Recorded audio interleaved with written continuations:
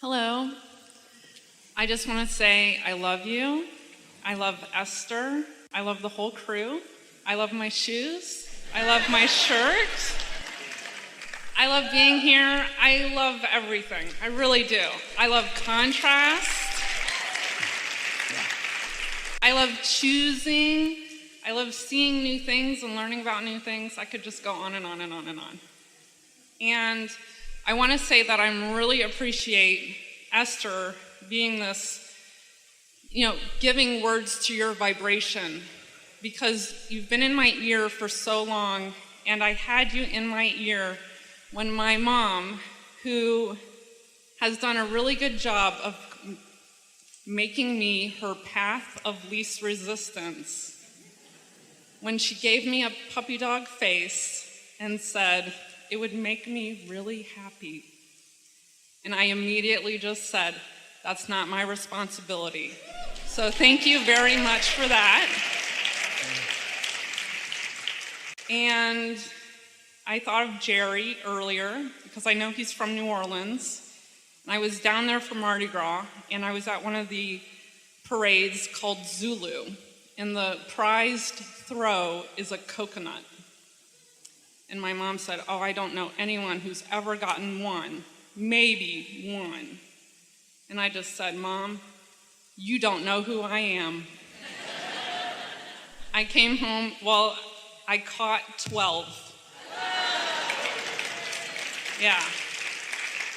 And I just want to say that my life, I really am always looking to be happy, find the joy, enjoy the journey. And that's the thing I wanted to come up here and just get your feedback on. I really feel that I'm on a lazy river, and I'm just enjoying the journey, and I'm just floating along. And, I'm like, this is fine, this is good, it's very enjoyable. Sometimes I'll hit a bank, and then I'll say, oh, focus a little bit more, flow. And I have desires, and when I think about them, they still feel good. And I think, I haven't taken any action on them. And then I think, that's okay. I haven't felt the inspired action to do anything with it yet. So I'm like, they're still feeling good.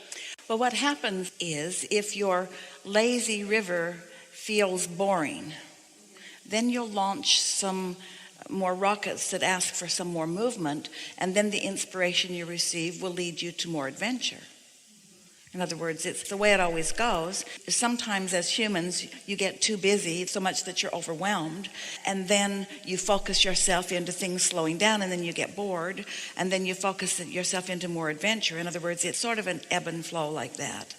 As you began here, you were speaking with a lot of enthusiasm, and then the tone changed quite a bit. So do you think that there is a part of you that feels that you should be doing more? Are you accepting the leverage of the universe? Are you accepting how the universe is flowing to you and through you? Yeah, I really feel really good. And so what is your question? I don't know that I have one.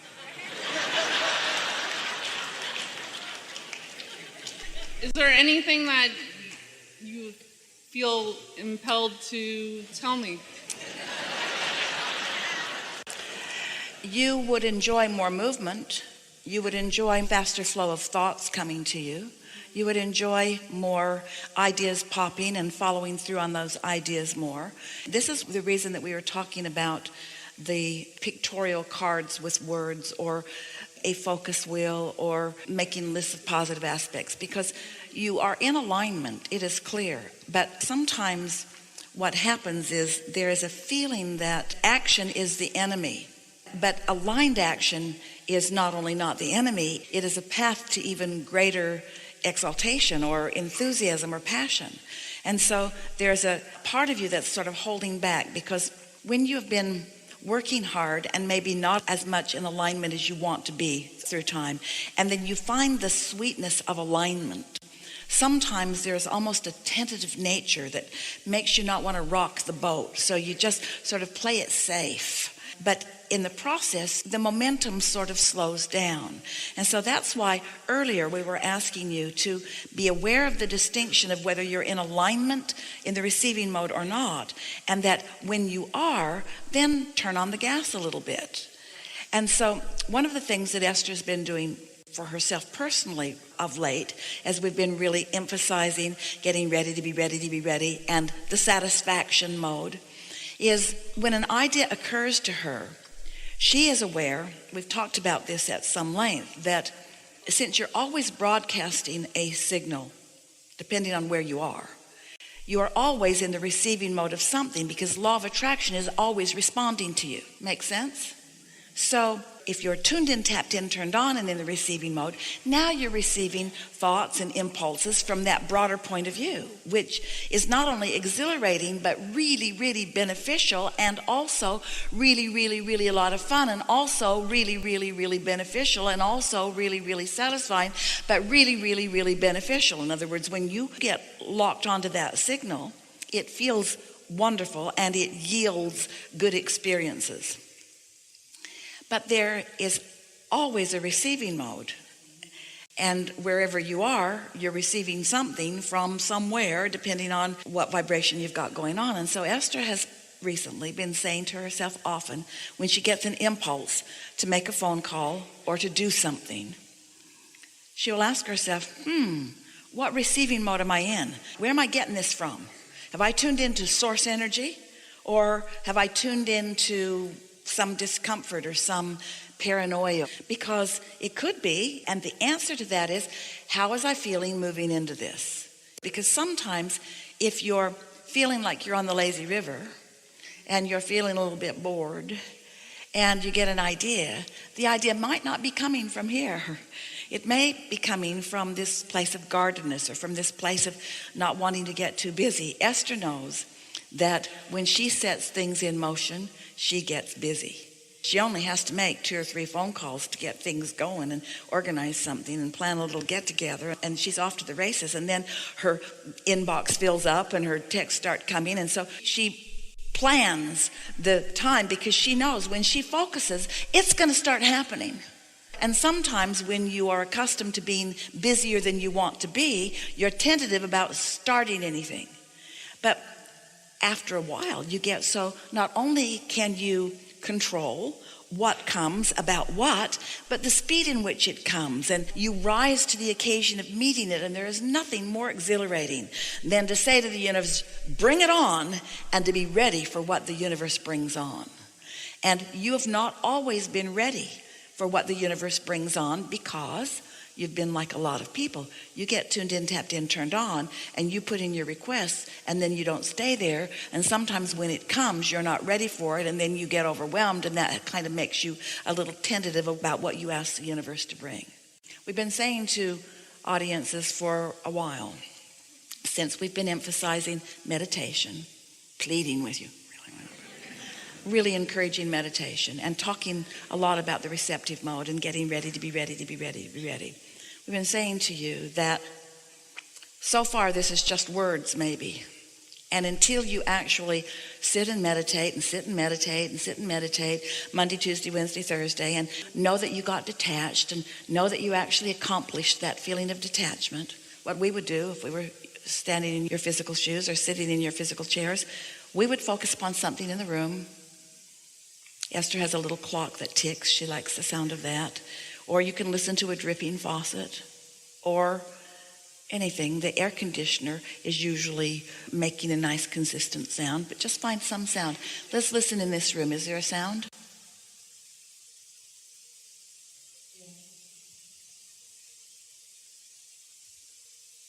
So focus on that sound. So as you focus on that sound, and your mind will want to wander, but don't let it. Just make that sound important. Just focus on that sound. And as you do that for a minute or 2 or 3 or 4 or 5 or 10, what will happen is your mind will just settle down, because that thought is not a very big thought. And you can't think about the bills you have to pay and listen to that at the same time. Can't think about anything you're worried about at the same time. Focus on that. And it will take you to this place of quiet, inactivity, really. And for every minute that you spend in that, deactivating those thoughts because you're focused upon something else, your vibration will rise until even maybe on the first attempt, you'll tune in to the vibration of your source. Now, when you do that, often what happens is your inner being will offer some really soft intention to you, which may result in what feels to you like involuntary movement. You may find yourself just feeling like you want to sort of flow with it. It might be in your thumb or your hands or your shoulder. Often, if you're relaxed with your head, you'll just feel yourself just sort of moving for no reason, and don't think about it. Just enjoy the movement. Esther felt like she was flying when she first experienced that. And then when your timer goes off, set a timer for 20 minutes so that you don't get carried away with this. But usually, once you have connected in that way, and it might take you a week to do it, 15 minutes a day, not a week of meditation, 15 minutes a day for a week. It might take you a few days to do it, but a thought will occur to you, and it will be a good feeling thought. Sometimes Esther will receive a thought like, I think I'll move some furniture around. Then she laughs, oh, I thought I would be thinking more about world peace or something important. A thought will come, a good feeling thought will come. And as you notice these good feeling thoughts coming, when you consciously connect that you received the thought, then you're off and running. And then don't try to think thoughts. Listen. Get into listening mode, but you're not listening with your ears. You're listening in the receptive mode. You're listening for thoughts or impulses. That the more you do that, what you'll begin to notice is that you don't need to be coming out of meditation to do that. You're doing it all the time anyway. When you change lanes in traffic, or when you get an impulse to stop and do something, or impulse to call someone. In other words, you've been in the receiving mode much more than you know. We're just encouraging you to do it on purpose, because when you do it on purpose and then you make the correlation between your quieted mind and the receptive mode and the thoughts that are flowing, then you understand. And then these things that you heard us say today will be meaningful to you. So far, they're just words. But when you allow them to happen to you and you receive the personal clarity and benefit and good feeling of them, then there will be no limits for you. And for a while, so many things will start unfolding for you because you've got a vortex full of things that have been wanting to get out. A vortex full of things that are ripe and ready for you to be ready for them. Ready for you to be ready, ready for you to be ready, ready for you to be ready. So this is what this gathering is all about. You getting ready. Ready for what? Ready to receive. You getting ready. Ready for what? You to receive. Receive what? Receive what you've been asking for. You to get ready. Ready for what? Ready to receive. Ready to receive what? What's in your vortex? How'd it get there? You getting ready. Ready to receive. Ready to receive what? What's in your vortex that you put there through life? It's just this wonderful cycle of becoming. And of course, you're still wanting more of that. It takes a long time to be born again into a squatty little body with no balance and no teeth and no freedom. It's much better to continue from where you are, you see. Don't forget to leave a positive message and subscribe.